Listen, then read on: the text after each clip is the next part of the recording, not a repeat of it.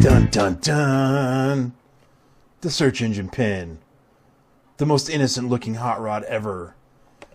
Hey everybody, Jeff Stone here with another episode of MagicReview.com.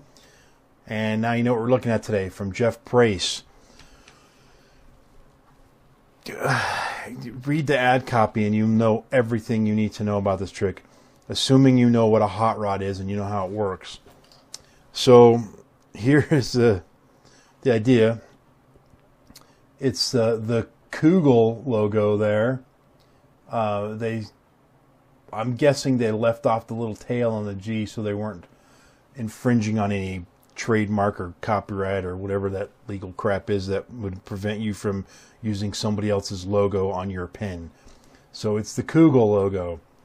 And so you, the Google happens to have 6 letters in it. Think of a number between 1 and 6. What number are you thinking of? 5? Okay, we'll spell F-I-V-E.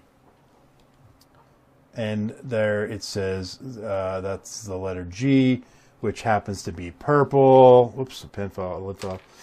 And look, now the logo is purple. I promise the lid coming off has nothing to do with the trick. That was just an accident. Anyway, if you know what a hot rod is and how it works, and you know what move is necessary, which is just an awkward move to do when you're this close to the camera. So I just did a little different thing. But there you go. So that's it. And then, you know, of course, it changes back if you want. Once it's changed to purple, then you can put it in your pocket, and then they say, oh, let me look at that. Oh, okay, here you go, and you hand it out, and then of course you hand out this one, not that one. So, and that's in the ad copy. It says an examinable pin is included, and it's the purple pin. That's it. These are your instructions. Starts here. It's a half sheet of paper. Finishes here. The end. It basically says, this is just like the hot rod, except it's the Google logo. And here's how you do the move. You know, I should get a little buzzer for every time I say a move. I'm doing that. That will improve this show, will it not? So I'll actually say the moves now, and I'll get a buzzer. Not today, because I need to find the buzzer first. But anyway, it teaches you how to do that move. The secret move that hot rod tricks use. But it teaches you in like 4 sentences. And so this really, the instructions, you might as well just be buying the pen. All right. Even if you're a newbie and you don't know about the hot rod count or the, I will buzz that out. Sorry. Or that secret move. Even if you don't know about those, you're really not getting any help here. I mean, a little bit. So you'd be better off going and buying a hot rod that might have better instructions, and then buying this if you want to do it with this instead. So this is one of those weird products that's really hard to review. It's simple and quick because, I mean, I'm done, really. There's not much to say about it. These are Bic pins, just in case you're wondering. They're just ballpoint Bic pins, or whatever quality those are. That's the quality of these. So is it 5 stars? Well, 5 stars seems way too good for this, right? Because this didn't, for one, there's no meat. You pay $10, you get a couple of pins, and that's it. Now, does that mean it's a bad trick? No. Does it mean it's a good trick? No. That's between you and the magic gods, if you like the trick or not. That's not up to me to decide. Is the method good? Well, yeah, I mean, the hot rod method's been around forever, and that count, I don't like that count, but that's just people either use that count or they come up with their own method for the count. Nobody likes to spell the word 5 instead of counting to the number 3. So is the method good? We'll say, yeah, fine, because it's the one that's always been around. So there's nothing really new there. So the trick's called the search engine pin. So I just thought that it was going to be some kind of a thing where the pen did a search and and the word you were searching for appeared on the pen or something like that. But just because I expected that doesn't mean that it's a bad product because it doesn't do that. But just with the title alone, I was thinking it's going to be something grander than, look, now it's purple. That's the whole trick. And so the question you have to ask yourself, number one, is it worth you? I mean, is that something you'd carry around? I mean, you need a pen. Might as well have this be your pen, right? And then you're writing with it, and then somebody says, oh, that's a cool looking Coogle pen, or not, and you say, hey, look, I have a cool looking Coogle pen. You want to see what's magic about it? And turn it purple. So I just feel like giving it 5 stars would sound like I'm just hyping the thing. Like, yeah, this thing's 5 stars. It's awesome. I feel like even 4 stars is kind of too much. But at the same time, the ad copy is correct. The method is legitimate. It's very practical. The price is good. I mean, that's my criteria. So by my criteria, technically got 5 stars.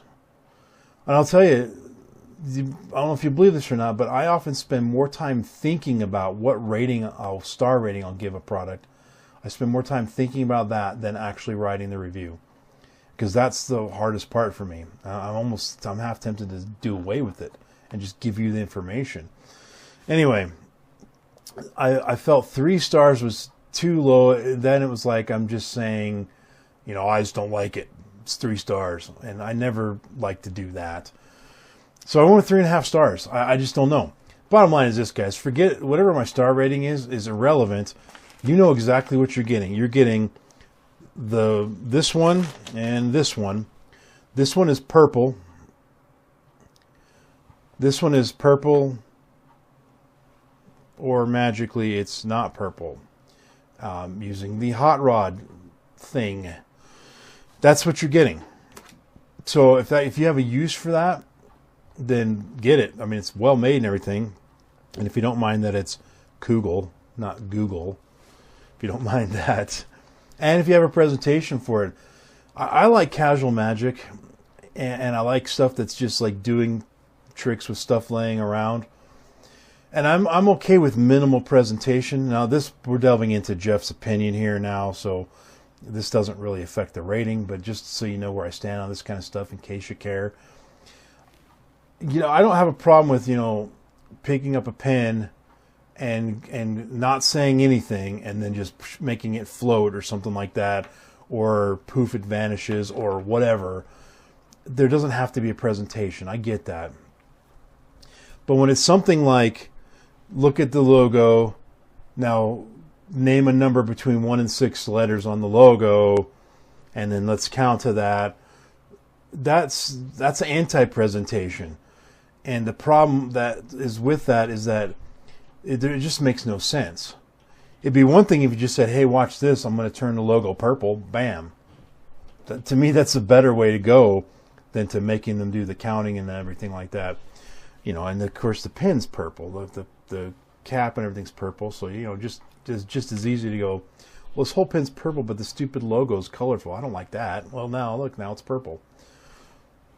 That kind of presentation I can live with, but one with the counting and all that business, it's just, if you're going to do that, it seems to me you need to have a reason.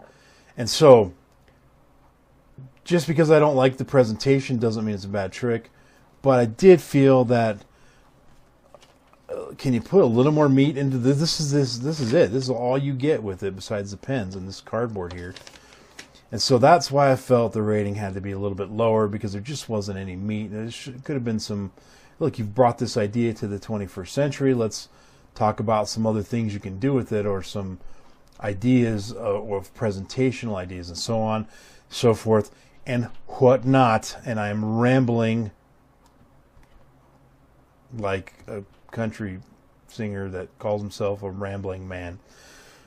So speaking of music, it's time for you to like this video, subscribe to this channel, listen to this random iTunes song of the moment, which maybe it'll be country. It's not country, but it's a great song. Amanda by Boston. I don't think this has ever come up on This is probably the only Boston song I have is Amanda. I remember in high school, I really wished I had a girlfriend named Amanda so I could play that song for her. But alas, never happened. I did know a girl named Amanda, and we worked together at JB's when I was a cook or a dishwasher or something. But that's it. Never got to play the song for her. So, that's it. Sorry about the flashback. Thanks for watching, folks. Tune in next time. Nomad Pad 2 by Matthew Bish. That is what we'll be doing next. Thanks for watching. Peace out.